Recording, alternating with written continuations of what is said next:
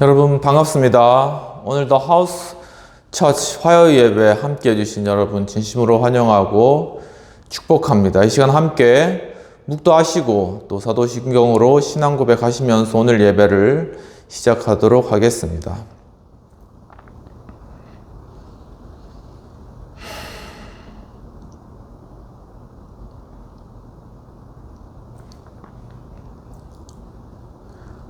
전능하사 천지를 만드신 하나님 아버지를 내가 믿사오며 그 외아들 우리 주 예수 그리스도를 믿사오니 이는 성령으로 잉태하사 동정녀 마리아에게 낳으시고 본디오 빌라도에게 고난을 받으사 십자가에 못 박혀 죽으시고 장사한 지 사흘 만에 죽은 자 가운데서 다시 살아나시며 하늘에 오르사 전능하신 하나님 우편에 앉아 계시다가 저희로서 산자와 죽은 자를 심판하러 오시리라. 성령을 믿사오며 거룩한 공예와 성도가 서로 교통하는 것과 죄를 사하여 주시는 것과 몸이 다시 사는 것과 영원히 사는 것을 믿사옵나이다. 아멘.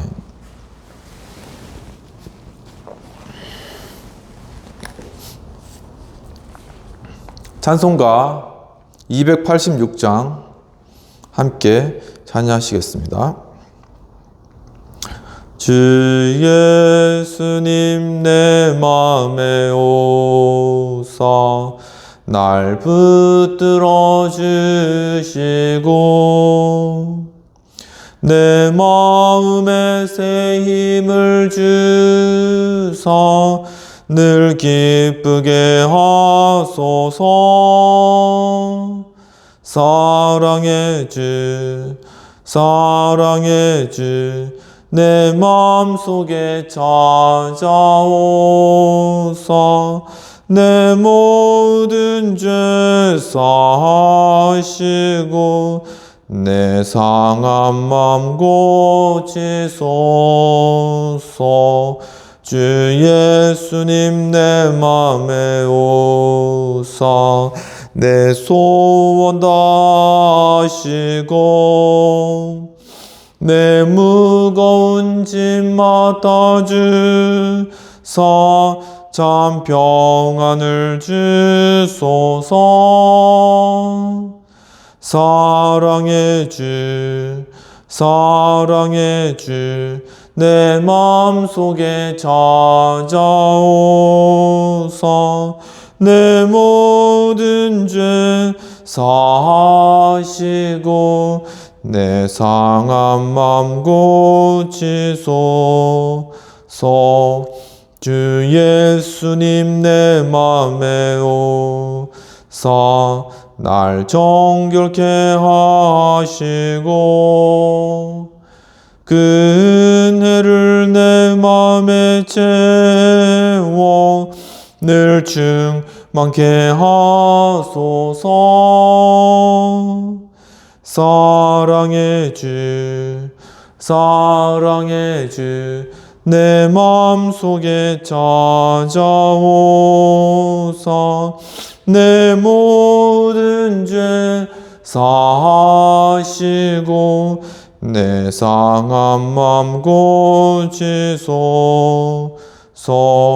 주 예수님 내 맘에 오사 내 길 인도하시고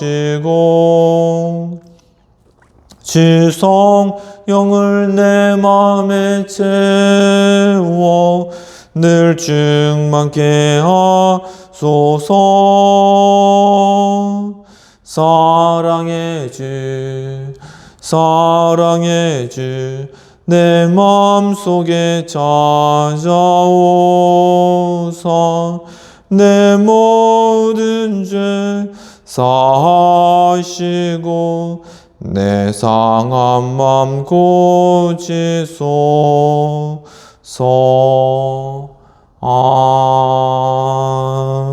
아멘.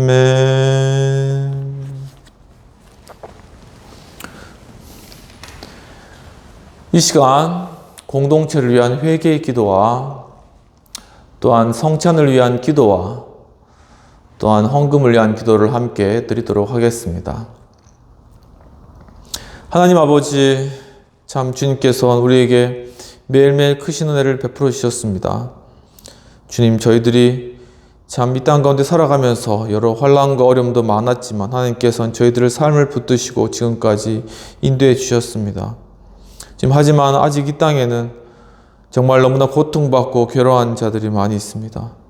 주님, 특히 정말 이 남북한 관계 가운데 북한에 있는 지하교회 성도들, 정말 그들이 자유롭게 주님을 예배하지도 못하고 정말 그들의 신앙을 숨어서 예배드리며 이어오고 있는 그들의 신앙과 믿음을 하나님 불쌍히 여겨 주시옵소서. 주님, 또한 저희가 정말 우리 같은 동포인 그들을 위하여서 정말 기도하고 중보하며 그들을 돕지 못한 죄악들 이 시간 자백하오니, 주님, 저희들의 공동체의 죄악들, 이 나라의 죄악들을 자백하오니 주여 용서하시고 주여 주의 보혈로 저희를 씻어 주시옵소서.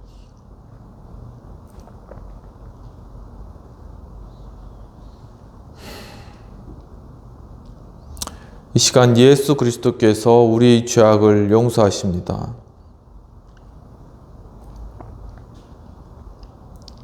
하나님 아버지, 주님 또한 주님이 예배의 시간 가운데 주님이 거룩한 이 성찬에 참여할 수 있도록 이끌어 주신 은혜를 감사합니다.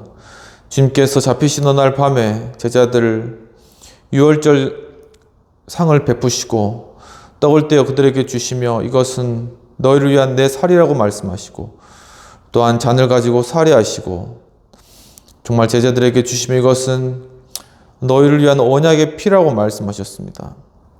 주님, 참으로 이 시간 주님의 떡과 잔에 저희가 참여함으로 말미암아 예수께서 우리를 위해서 베푸신 그 십자가의 고통과 고난을 이 시간 생각합니다. 주님께서는 참으로 십자가에 돌아가셨지만 사흘 만에 다시 부활하심으로 영원한 생명을 우리에게 주셨습니다. 저 정말 그 생명을 따라 저희가 그리스도와 연합한 자로서 이제는 살아갈 수 있도록 주님 인도하여 주옵소서. 주님 또한 이 시간을 위하여서 헌금으로 바친 손길 위에 주님께서 축복하시고 정말 이 헌금이 쓰이는 곳곳에 하나님의 그런 놀라우신 크신 은혜와 영광이 가득 나타날 수 있도록 주님께서 함께 하옵시고, 또한 바친 손길 위에 주님께서 축복하시고 인도하시고 함께 하옵소서. 감사하고 이 모든 말씀 우리 주 예수님 이름으로 기도합나이다. 아멘.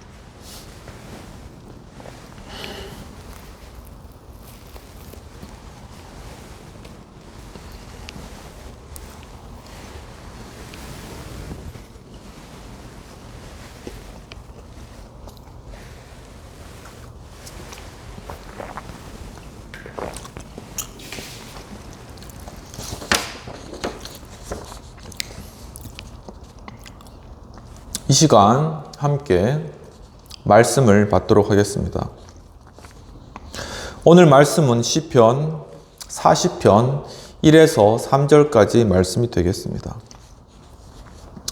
내가 여호와를 기다리고 기다렸더니 귀를 기울이사 나의 부르짖음을 들으셨도다. 나를 기가 막힐 웅덩이와 수렁에서 끌어올리시고 내 발을 반석 위에 두사 내 걸음을 견고하게 하셨도다. 새 노래 곧 우리 하나님께 올릴 찬송을 내 입에 두셨으니 많은 사람이 보고 두려워하여 여호와를 의지하리로다. 오직 예수님, 예수 그리스도의 은혜와 평강이 있을지어다. 성삼위일체 하나님께 감사와 경배와 영광을 올려드립니다. 오늘도 예수님을 전합니다. 오늘 본문의 말씀은 시편 40편 1에서 3절까지의 말씀이 되겠습니다. 오늘 말씀의 제목은 구원받은 다윗의 세 가지 고백이 되겠습니다.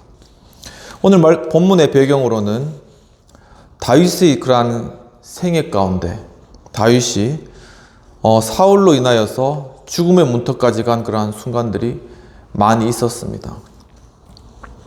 사울은 자신이 귀신 들린 것을 쫓아내기 위해서 자신의 집에서 수금을 타던 다윗을 단창으로 던져서 벽에 박으려고 하였지만 다윗은 거기서 도망갔습니다. 한편 또한 사울이 다윗을 잡으려고 다윗의 아내 미갈에게 병사들 보냈을 때 미갈이 먼저 다윗을 창에서 달아내리고 또한 우상으로 그 머리에 염소털로 꾸며서 마치 다윗이 누워있는 모양인 양 그렇게 꾸며서 결국 다윗을 탈출시킨 그러한 일들도 있었습니다. 한편 또한 다윗은 사울의 그러한 공격과 또한 자신을 추격하는 것을 피해서 가드 왕 아기스 앞으로 갔지만 또한 그 가드 왕과 그 신하들이 두려워서 그 앞에서 미친 채 하면서 대문짝에서 그적거리고 침을 흘리는 그러한 모습을 보이기까지 한 것입니다.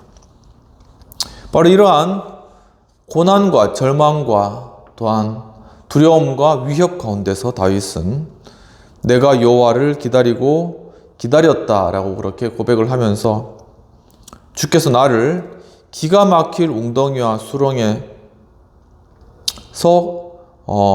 건져내셨다라고 고백하고 있으며 또한 내 발을 반석 위에 두사 내 걸음을 견고히 하셨다라고 하나님을 찬양하고 있는 것입니다.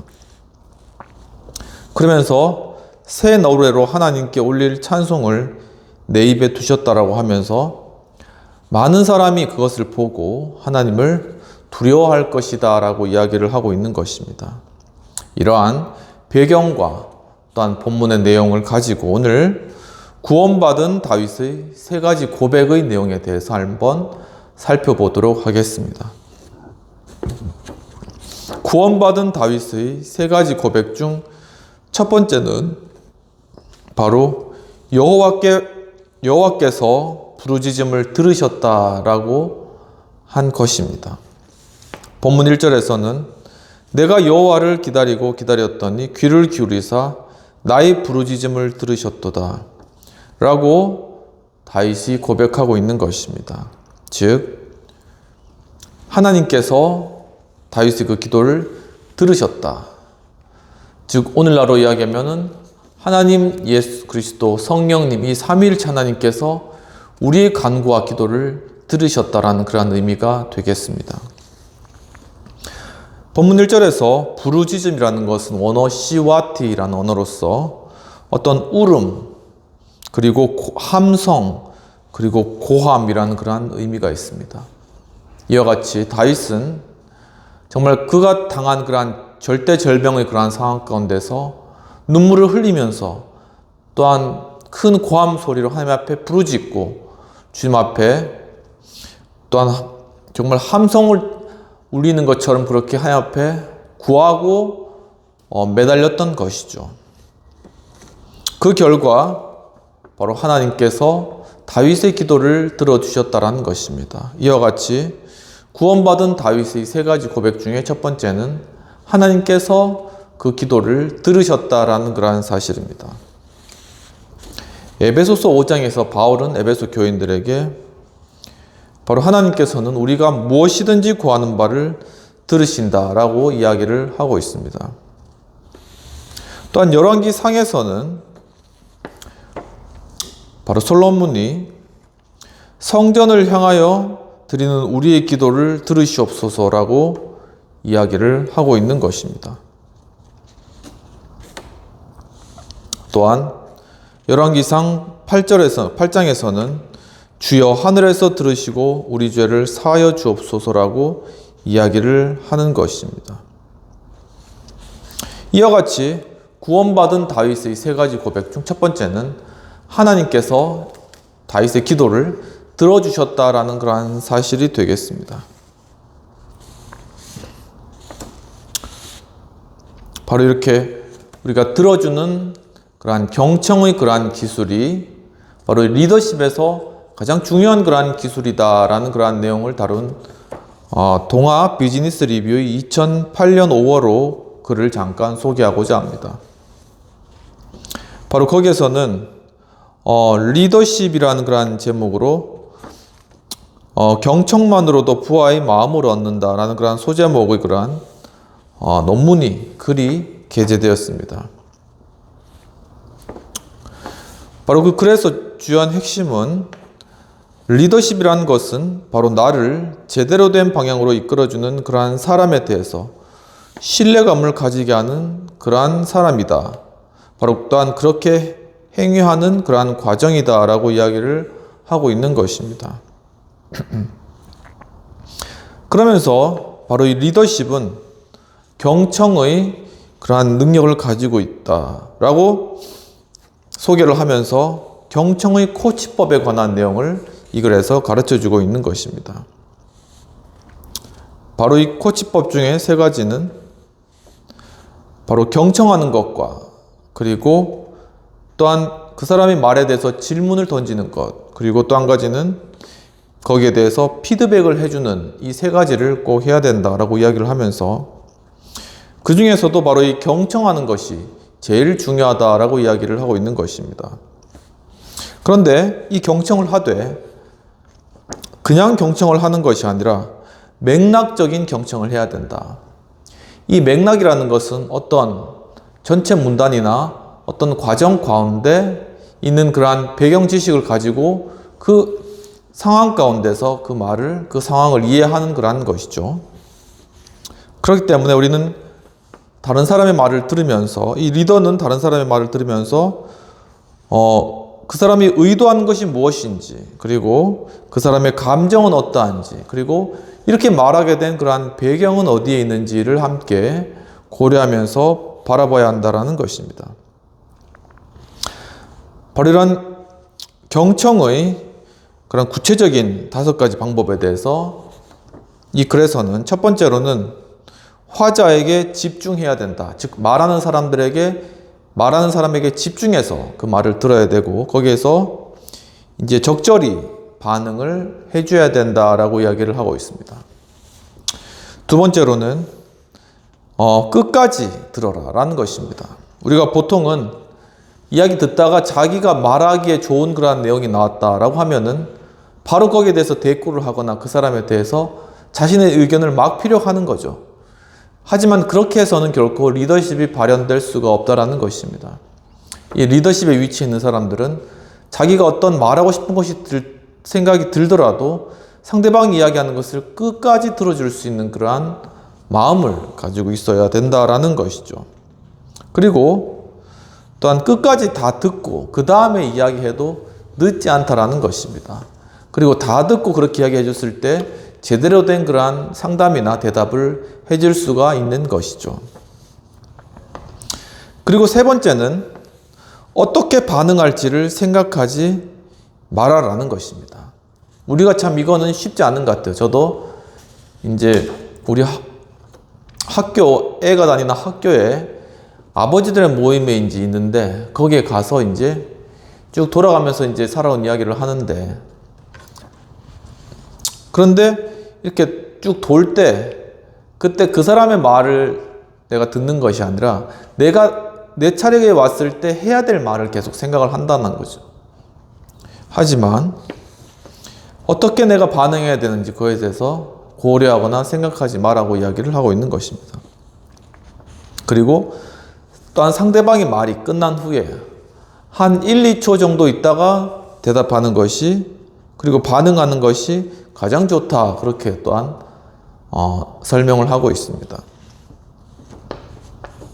그리고 이제 네 번째로는 자신이 제대로 듣고 있는지 듣고 있는 자에게 잠깐 요약을 해서 설명해 주는 것이 좋다라고 이야기를 하고 있습니다. 즉, 내가 이야기로는 이런 것들에 대해서 당신이 이야기를 하고 있는데 그것이 맞나요? 이런 식으로 이제 다시 되묻는 그러한 질문을 하는 것이죠. 그것을 영어로는 패러프레이징이라고 이야기를 하고 있습니다. 바로 이렇게 패러프레이징을 잘 해줄 수 있는 그런 사람이 경청에 있어 탁월한 사람이다 라고 설명을 하고 있는 것입니다.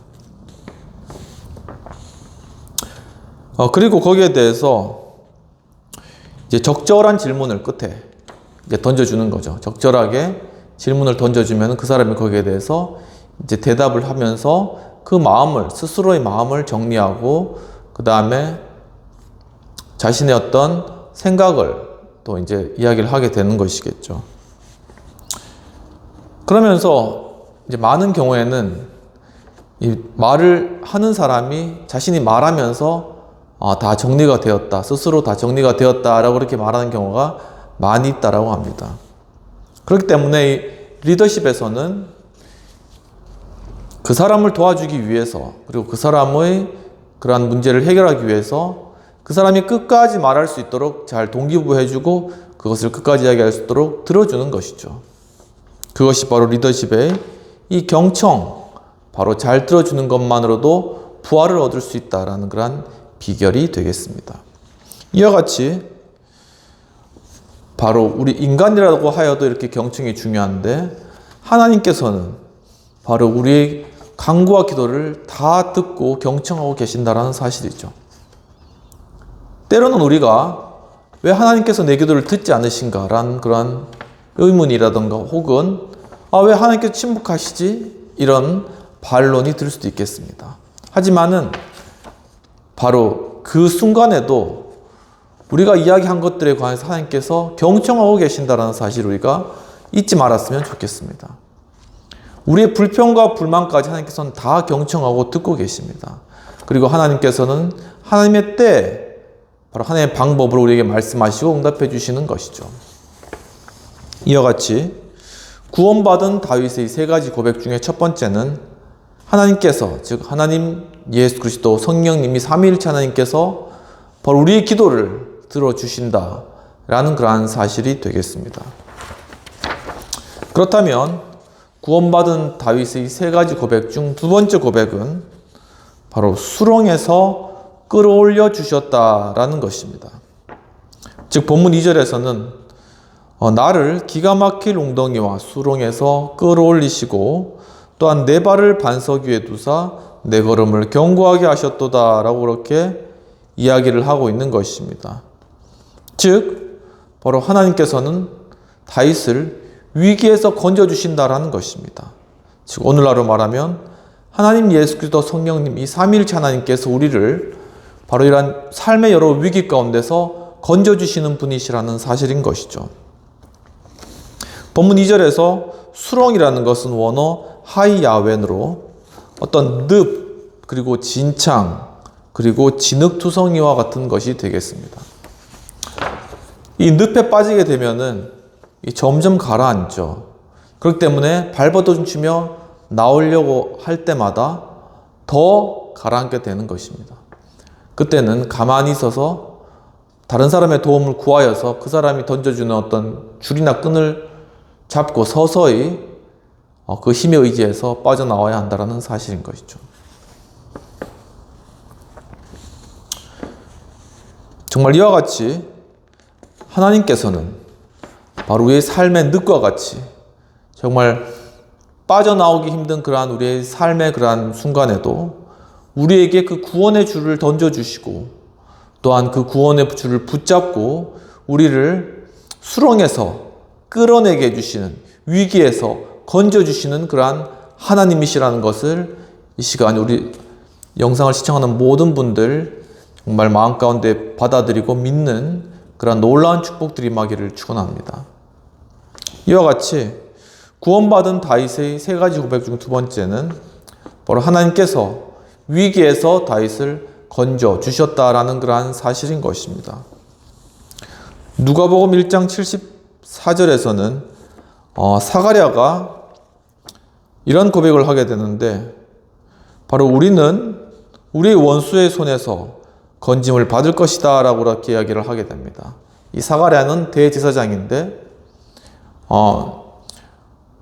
바로 거룩한 예수 그리스도의 그러한 메시아를 너희가 볼 것이다 라는 그러한 예언에 따라서 메시아를 대망하고 있었죠. 근데 그때 바로 아기 예수께서 바로 그곳에 오신 것입니다. 바로 그 아기 예수를 보고 그 메시아를 보고 이제는 우리가 우리 원수의 손에서 건진받게 되었다라고 그런 고백을, 믿음의 고백을 하게 된 것이죠. 또 시편 91편에서는 하나님께서는 그가 나를 사랑한즉 내가 그를 건지리라는 약속의 말씀을 주십니다. 바로 하나님께서는 하나님을 따르고 주님을 사랑하며 하나님께 순종하고 하나님을 존귀 여기는 자를 하나님께서는 반드시 구원하시고 건져주시는 그러한 분이시라는 사실인 것입니다. 그리고 요한계시록 7장 10절에서는 구원하심이 보좌에 앉으신 우리 하나님과 어린 양께 있다라고 고백을 하고 있습니다. 바로 흰 옷을 입은 그러한 14만 4천의 그러한 거룩한 성도의 무리가 이제는 하나님의 거룩한 보좌와 또한 그 옆에 있는 예수 그리스도, 어린 양 되신 예수 그리스도께서 나와서 바로 이 구원, 우리 인간을 구원하고 우리의 영혼을 구원하고 우리를 천국으로 이끌 수 있는 그러한 구원하실 수 있는 그러한 분이 바로 우리의 그 하나님 되신 분, 하나님과 또한 예수 그리스도, 하나님의 아들 예수 그리스도이시다라는 것을 바로 고백하는 그러한 장면이 요한계시록에서 예언적으로 나타나 있다라는 것이죠. 이와 같이 구원받은 다윗의 세 가지 고백 중 두 번째는 바로 하나님께서 위기에서 건져주셨다라는 사실을 고백한 것이라는 것입니다. 바로 이렇게 위대한 구원의 역사가 우리의 역사 가운데 많이 이루어지는 것을 우리가 볼 수 있습니다. 그 중에서 위대한 영국의 탐험가 어니스트 셰클턴이라는 그러한 분이 있습니다. 이분은 아문센의 그러한 후광에 비추어서 잘 그 이름이 알려지지는 않았지만 바로 영국에서 정말 위대한 그러한 탐험가로 알려진 그러한 인물입니다. 그는 1909년 1월 9일 날 남극 탐험을 나서게 됩니다. 그리고 사상 최남단인, 그러니까 바로 남극점에서 가장 가까운 그러한 지점인 최남단 88도 23분에 도달하게 되었습니다. 그리고 바로 그 고원지대에 킹 에드워드 7세라는 그러한 이름을 명명하게 되는 것이죠. 그리고 바로 그 지점은 남극점까지 155km만 남은 지점이었습니다. 우리가 155km라 그러면은 굉장히 먼 거리 같이 느껴지죠. 155km를 가려면 여기서 아마 대전이나 대전 좀 못 가서 천안이나 그 정도 가야지 155km 될 것입니다. 얼마나 멀다고 생각하겠습니까? 하지만 이 탐험가들에게 있어서 155km는 아주 짧은 구간인 거죠. 며칠 그냥 걸으면은 도달한다는 것입니다. 이 지구의 전체 면적을 비했을 때 155km라는 것은 아주 극히 짧은 그러한 기간이라는 것이죠. 그런데 바로 그 지점을 갔을 때 식량이 고갈되었다는 것이죠. 식량만 고갈되지 않았으면 끝까지 갔는데 식량이 고갈돼서 결국 정복하지는 못했고 남극점을. 하지만은 이 셰클턴은 자신은 최선을 다했기 때문에 후회는 없다라고 그렇게 이야기를 하면서 돌아가는 길에 하나님의 가호가 있기를 기도할 뿐이다 라고 이야기를 하고 아멘 그렇게 했다고 합니다. 그 기록을 이제 거기 일기에다가 써놓았다고 합니다. 그러니까 이 독실한 신앙이 있는 크리스천이라고 생각됩니다. 그리고 그 이후에 노르웨이의 이제 아문셈이 먼저 남극점을 정복해버리는 것이죠. 바로 여기에 이제 자존심에 타격을 받은 영국과 셰클턴은 그 다음 계획했던 게 무엇이냐면은 남극 대륙 횡단을 계획했습니다. 그러니까 남극 대륙인데 그것을 이쪽에서 저쪽 대륙까지 횡단하는 그러한 기록을 세우겠다. 아주 야심찬 계획을 세운 거죠. 그런데 이 계획을 위해서 27명의 대원을 모집했는데 수천 명의 그러한 대원들이 바로 이 여행에 지원을 한 겁니다. 그래서 수천 명의 사람들 중에 이제 거기서 27명을 뽑은 거죠. 근데 이제 그 지원의 그런 포스터가 굉장히 재미있어요. 거기 보면은 우리는 월급도 별로 적다. 그리고 굉장히 어려운 그러한 일이다. 그렇지만 우리는 그것을 할 것이다. 뭐 이런 식으로 간단하게 썼는데, 하지만 거기에 동기부여를 받은 수많은 영국 청년들이 이 여행에 지원을 했다라는 사실입니다. 그리고 그들은 인듀어런스 호라는 그러한 배를 타고 남극으로 향하게 됩니다. 그런데 이 배가 남극 대륙에 도착하기도 전에 해빙에 갇혀버리게 됩니다. 그러니까 이렇게 남극 대륙 정도 가면은 이 얼음들이 물 위에 둥둥둥 떠다니죠. 그러니까는 그 사이에 껴가지고 오도가도 못하게 된 것입니다. 그리고 그래서 그 배 안에서 무려 10개월이라는 그런 시간들을 보내고, 그리고 이제 날씨가 따뜻해지니까 이 얼음이 운동이 활발해진 거예요. 그러니까는 이 얼음들이 모여가지고 이 배를 드디어 부서뜨리기 시작한 것입니다.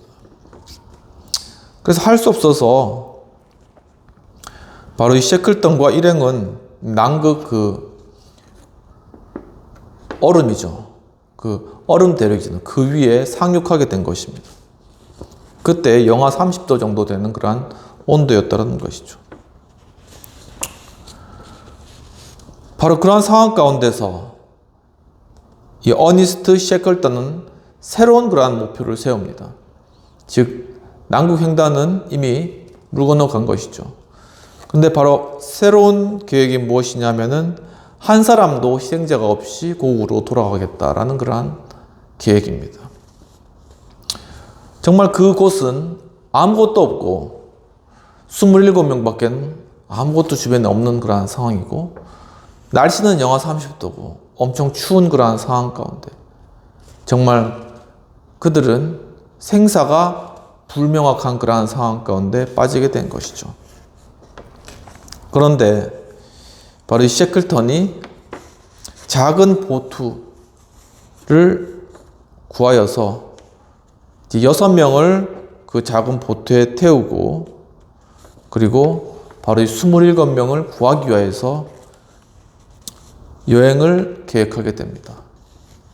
그 여행은 무엇이냐면은 그들이 있던 그러한 장소, 그 장소에서 엘리펀트 섬이라는 그 남극 바로 그 지점으로부터 사우스 조지아 섬까지 약 1000km가 떨어진 포경기지, 즉 이 고래를 잡는 그러한 선원들이 있는 그 기지, 거기로 갈 것이다라는 계획을 세운 것입니다.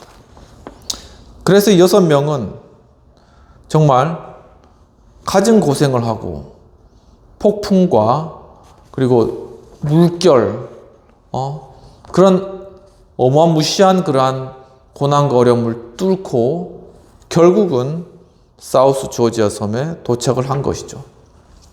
그런데 사우스 조지아 섬에 도착을 하다 보니까 포경 기지의 반대편 쪽에 도착을 한 것입니다. 그런데 그들은 이미 그 사우스 조지아 섬을 돌아서 가기에는 너무나 상황이 안 좋았고, 결국 그들은 바로 이 섬을 가로질러서 포경기지까지 가기로 결심하였습니다. 그런데 바로 그 중간에는 엄청나게 험준한 얼음산이 기다리고 있었다는 것이죠. 그런데 이 어니스트 셰클턴은 그 얼음산을 오르고 올라서 결국 최 꼭대기까지 올라서 저 밑에 포경기지가 보이는 그런 상황까지 올라갔습니다. 근데 중요한 건 뭐가 문제냐면은 지금 내려가야 되는데 이 내리막이 너무나 가팔랐다라는 거예요. 그리고 돌아가려고 했을 때도 체력이 다 바닥나서 돌아갈 수가 없는 상황들. 그러니까 대책이 안 서는 그런 상황들이었던 것이죠. 그때 바로 어니스트 셰클턴은 결단을 합니다. 어떤 결단이냐면은 이 함께 도착한 6명, 이 사람들이 썰매를 타고 썰매를 만들어서 서로 몸을 묶고 썰매처럼 내려가자라는 것입니다. 다들 학을 떼는 그러한 상황 가운데서 결국은 셰클턴이 주장하는 대로 그들이 서로 몸을 묶고 마치 썰매처럼 거기를 수백 킬로 그러한 속도를 감안하면서 썰매를 그냥 밑으로 슉 하고 엄청 빠른 속도로 내려갔다는 것이죠. 얼마만큼 흥미진진하고 진짜 스펙터클한 것이겠습니까? 위에 이제 우리가 그 스키장 가도, 저도 이제 스키를 잘 타지는 못하지만 한번 꼭대기에 올라갔다가 엄청 고생을 한 적이 있습니다. 너무 높으니까는 스키 잘 못하니까 계속 넘어지는 거예요. 일로 갔다 넘어지고 저로 갔다 넘어지고, 그러니까 온갖 고생을 하고 이제 밑에까지 왔는데, 그보다 훨씬 더 가파른 그 얼음산 위를 그냥 썰매를 타고 내려 꽂는다고 생각했을 때는 그 속도가 어마무시한 그런 속도였겠죠. 그런데 결국은 그들이 그렇게 해서 포경기지까지 도착을 하게 된 것입니다. 그리고 포경기지에서 사람들에게 알려서 배를 가지고 엘리펀트 섬으로 돌아온 것이죠. 한편 엘리펀트 섬에서는 이 펭귄과 바다고래를 잡아먹으면서 정말 이 어니스트 셰클턴이 반드시 돌아올 것이라는 그런 확신을 가지고 그곳에서 그들을 기다리고 있었습니다. 그런데 또 그 중에 단원 중에 한 명은 또 동상이 걸렸는데, 이 동상이 걸리면 발이 나중에 시커멓게 되잖아요. 그러면 그거는 잘라야지, 안 그러면 그게 계속 썩어 들어가는 상황이 되는 것입니다. 그래서 발가락을 다 그 가운데서 자르는 그러한 엄청난 고통까지 감수하면서 그곳에서 어니스트를 기다렸던 것이죠. 그래서 마침내 그들이 셰클턴과 만나게 되고, 셰클턴이 그들을 모두 구출해서 바로 영국으로 돌아오게 된 것입니다. 정말 그들의 그러한 여정은 실패한 그러한 여정이지만, 바로 그들의 여정에 관해서 붙는 그러한 명사는 위대한 실패였다라고 그렇게 이야기를 하고 있습니다. 바로 이와 같이 요한복음 6장 39절에서는 예수님께서 바로 내게 주신 자를 하나도 잃지 않고 다시 살리겠다라고 이야기를 하고 계십니다.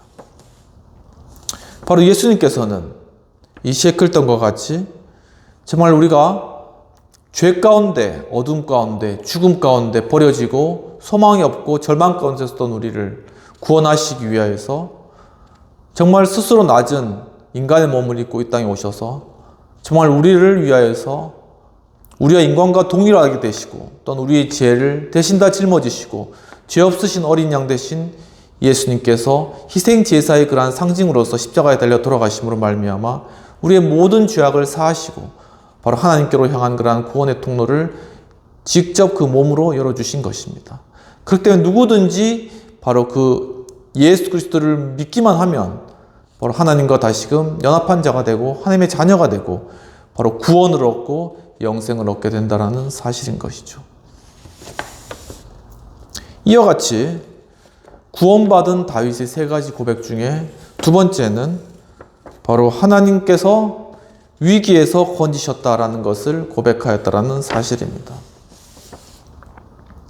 구원받은 다윗의 세 가지 고백 중 첫 번째는 바로 부르짖음을 들으셨다. 즉 하나님께서 다윗의 부르짖음을 들었다라는 것입니다. 두 번째로 바로 구원받은 다윗의 세 가지 고백 중에 두 번째는 바로 수렁에서 끌어올리셨다. 즉 하나님께서 위기에서 건져 주셨다라는 것이죠. 그렇다면 구원받은 다윗의 세 가지 고백 중 세 번째는 무엇일까요? 그것은 발을 반석 위에 두셨다라는 그러한 것입니다. 본문 2절에서는 나를 기가 막힐 웅덩이와 수렁에서 끌어올리시고 내 발을 반석 위에 두사 내 걸음을 견고하게 하셨도다 라고 설명하고 있습니다. 즉 바로 하나님께서 강한 믿음을 주셨다라는 것이고, 현대적 의미로서 하나님과 예수 그리스도 성령님 이 삼위일체 하나님께서 우리에게 강한 믿음을 주시고 있다라는 그러한 해석이 되겠습니다. 본문 2절에서 반석이라는 것은 원어 세라로 어떤 바윗돌, 돌멩이라는 그런 의미가 있는 것입니다. 이와 같이 정말 어떤 위기, 고난의 그러한 순간 가운데 있더라도 하나님께서는 그 위기와 고난에서 그를 건져주시고 또한 그를 든든한 반석, 정말 돌과 같이 깨어지지 않는 영구한 영원한 반석, 바로 그 영원한 반석이신 예수 그리스도, 그분이 그러한 신앙의 고백, 그 위에 바로 세워주셨다라는 그러한 사실인 것이죠. 즉 이것은 바로 예수 그리스도의 몸된 교회가 반석 대신 예수 그리스도 위에 든든히 서 있으며 바로 이 교회를 통하여서, 교회 공동체를 통하여서 하나님의 구원의 역사를 우리 개개인에게도 이루어 주실 것이다 라는 그러한 약속의 의미도 함께 가지고 있는 것입니다. 이와 같이 구원받은 다윗의 세 가지 고백 중에 마지막 세 번째 고백으로는 하나님께서 바로 강한 믿음을 주실 것이라는 그러한 의미가 되겠습니다. 누가복음 6장에서는 예수님께서 비유로 말씀하시되 바로 내 말을 듣고 행하는 자는 그 주추를 반석 위에 놓은 사람과 같다고 이야기를 하고 있습니다. 이와 같이 예수께서 하신 그 말씀, 하나님의 말씀을 듣고 그것을 실천해 나가는 그러한 사람은 바로 이 정말 위험스럽고 또한 요동치는 이 세상을 살아가면서도 정말 영원하고 움직이지 않는 든든한 반석 위에 살아가는 것과 같이 살 수 있다라는 것을 말씀하고 계시는 것이죠. 또한 마태복음 16장 18절에서는 예수께서 베드로에게 너는 베드로라 내가 이 반석 위에 교회를 세울 것이다 라고 말씀하고 계십니다.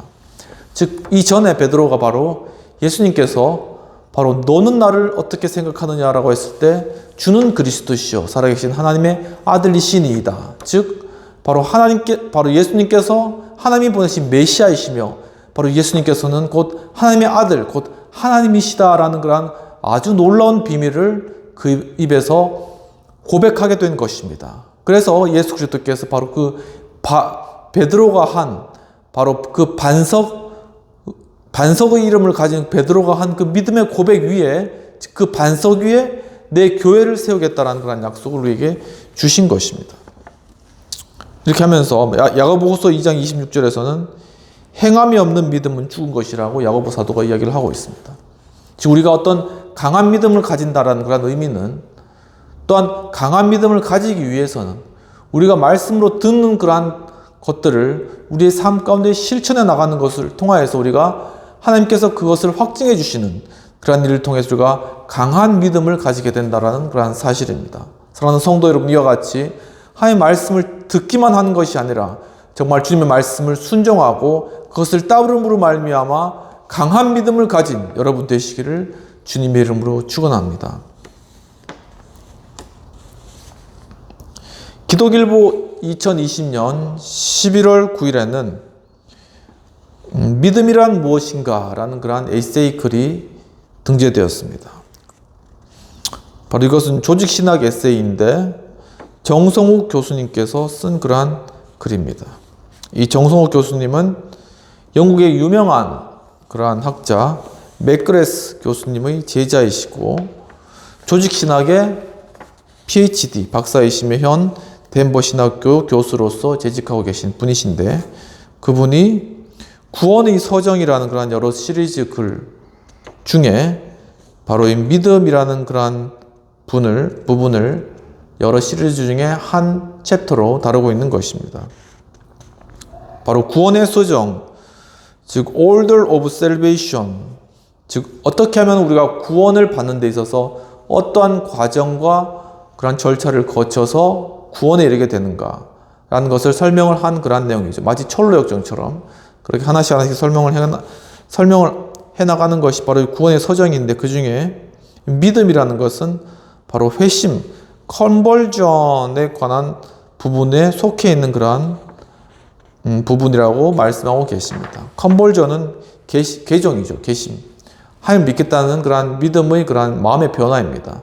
그런데 바로 그러한 마음의 변화의 그러한 파트, 구원의 서정 중 바로 이 컨버전이라는 부분 하에 이 믿음이라는 주제가 다루고 계신 것입니다.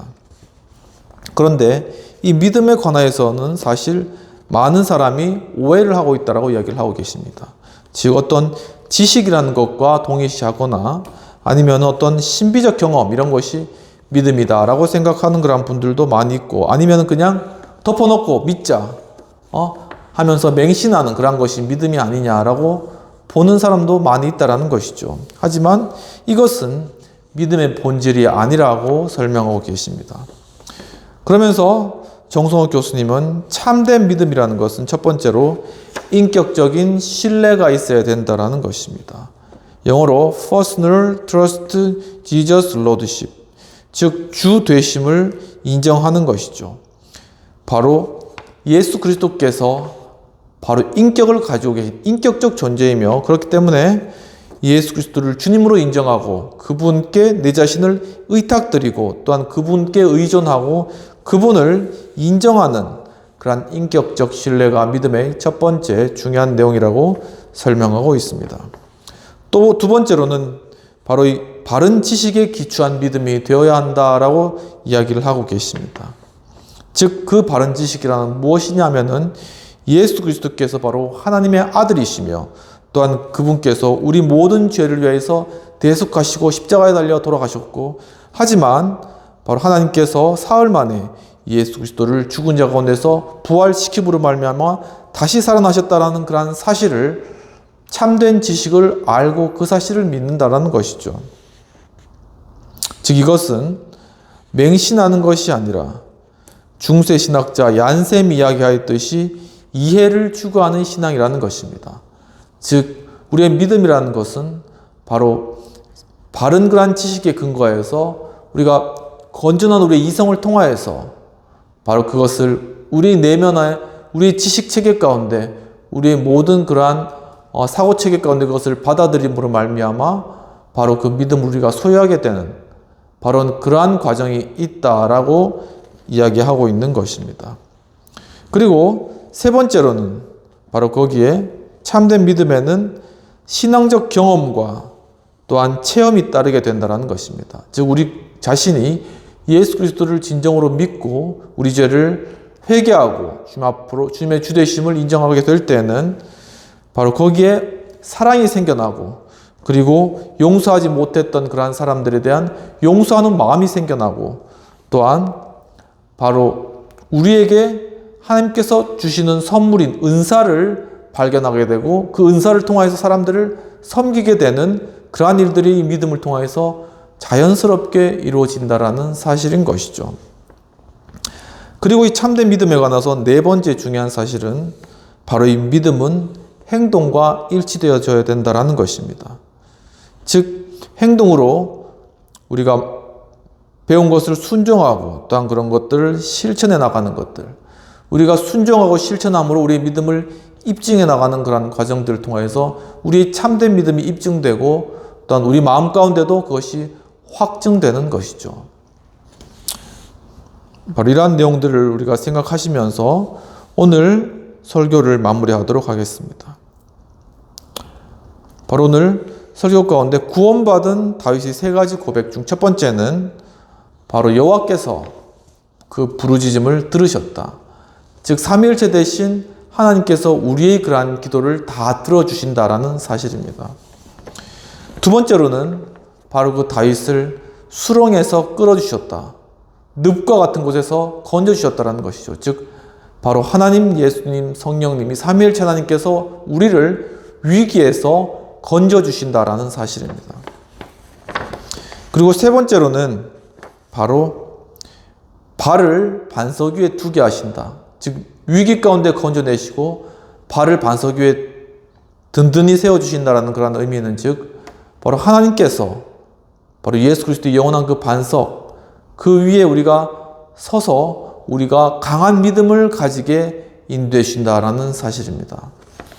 이와 같이 오늘 구원을 받은 그러한 다윗의 그러한 고백의 그러한 내용과 같이 정말 하나님께서 우리의 부르짖음을 들으시고 또한 공중에서 우리를 건져주시며 그뿐만 아니라 이러한 과정을 통해서 강한 믿음을 주시는 그러한 하나님의 뜻을 깨닫고 바로 그러한 하나님의 모든 그러한 순서와 진행을 우리가 경험해 나갈 수 있도록 우리의 삶 가운데 경험해 나갈 수 있도록 함께 기도하도록 하겠습니다. 전능하신 하나님 아버지, 오늘 참으로 다윗의 그러한 믿음의 고백들을 통하여서 구원받은 다윗이 하나님을 찬양하고 정말 하나님 앞에서 정말 주님께서 내 기도를 들어주셨다라고 고백하며 또한 하나님께서 내 이 어려운 상황 가운데서 이 위기에서 건져주셨다라고 그렇게 찬양하고 또한 참으로 내 발을 반석 위에 두셔서 평탄하게 걸어가게 해주셨다라는 그런 강한 믿음을 정말 가지게 되었다라는 것을 오늘 말씀을 통하여서 깨닫게 해주신 주님 감사합니다. 주님, 이와 같이 우리가 이제는 우리의 삶 가운데 바른 믿음, 올바른 믿음 가운데 견고한 예수 그리스도의 그 터 위에 저희들을 설 수 있도록 도와주옵소서. 주님, 그 일들 위해서 우리가 지금 빠져있는 여러 많은 문제들과 늪과 같이 빠져들어가는 것들 가운데 우리를 건져주시고, 정말 우리의 영혼을 건져주시며 우리의 모든 육체적 상황들도 정말 건짐받게 해주셔서 정말 우리가 하나님의 그러한 견고한 터 위에 세워질 수 있도록 주님 인도하여 주시옵소서. 주님, 참으로 이러한 모든 기도와 간구를 바로 지금 이 순간도 하나님께서 듣고 계신다는 사실을 우리 마음 가운데 확신할 수 있는 그러한 믿음과 마음 주님께서 허락하여 주시옵소서. 하나님 아버지, 또한 이 시간 정말 암으로 인하여서, 질병으로 인하여서, 육신적 질병에서 고통받고 계신 그러한 분들 계십니다. 하나님 정말 찾아가 주셔서 정말 하나님께서 그들을 치유해 주시옵시고, 정말 그 질병이 치유될 수 있다라는 그런 것에 대한 믿음 갖게 하시고, 하나님께서 정말 이 질병을 통하여서 또한 이것을 낫게 하심으로 하나님을 경험하게 해줄 것들에 관한 그러한 강한 믿음과 확신을 가질 수 있도록 주님 그 마음을 붙들어 주시옵소서. 주님, 참으로 그래서 정말 질병이 치료되고 암이 떠나가는 그런 역사를 경험해 나갈 수 있도록 주님 도와주시되, 주여 정말 이것을 우리 인간적인 생각과 노력과 바람으로 한 것이 아니라 하나님만을 간절히 의뢰하고 주님을 믿음으로 말미암아 하나님 놀라운 주님의 기적을 체험하는 한 분 한 분 될 수 있도록 도와주옵소서. 주님, 또한 모든 정신적인 질병과 우울과 또한 괴로운 마음과 모든 것들이 참으로 그리스도의 그러한 말씀에 순종하고 바른 믿음을 가짐으로 말미암아 정리되고 해결되며 또한 기쁨과 참 평안 가운데 거하게 된다는 사실들을 또한 깨달을 수 있는 우리 성도님들 될 수 있도록 주님 인도하여 주시옵소서. 하나님 아버지시여, 정말 그래서 정말 우리의 바른 믿음 위에 서서 정말 우리의 모든 그러한 삶의 위기 가운데 건져주신 주님을 찬양하며 그리스도를 전파하며, 또한 정말 우리의 그러한 기도를 간구를 들으시는 하나님께서 또한 이 땅 가운데 모든 필요와 기도와 부르짖음도 들으신다는 것을 우리가 마음껏 확신을 가지고 이 땅 가운데 또한 어려움 가운데 또한 정말 위기와 정말 상처와 상실과 또한 가난과 또한 궁핍과 곤란 가운데 빠진 그러한 자들에게 나아가 그들을 정말 일으키며 또한 정말 하나님 뜻을, 그리스도의 사랑을 나타내는 저희 될 수 있도록 주님 인도하시고 지켜주옵소서. 이 시간 예수 그리스도의 크신 은혜와 하나님의 놀라우신 사랑과 성령님의 감화감동 역사하심이 정말 오늘 말씀 가운데 정말 하나님께서 들으시고 또한 위기에서 건져주시며 또한 강한 믿음 주실 것을 정말 확신하고 또한 그것을 경험하기를 원하는 우리 행복한 교회 하우스 처치, 또한 여의도 신우의 우리 모든 성도님과 회원님들과 이 영상을 보시는 모든 그러한 시청자분들에게 지금부터 영원까지 함께 하실지어다. 아멘. 오늘도 예배 가운데 참여해 주신 여러분 감사합니다. 한 주간도 주님 주신 믿음으로 승리하며 그 가운데 참 기쁨과 평안 가운데 거하는 복된 한 주 되시길 주변으로 축원합니다. 또 이 말씀으로 또 우리 주변에 있는 사람들에게 격려하며 권면하며 그리스도의 선을 나타내는 복된 삶 되시기를 축원합니다. 감사합니다.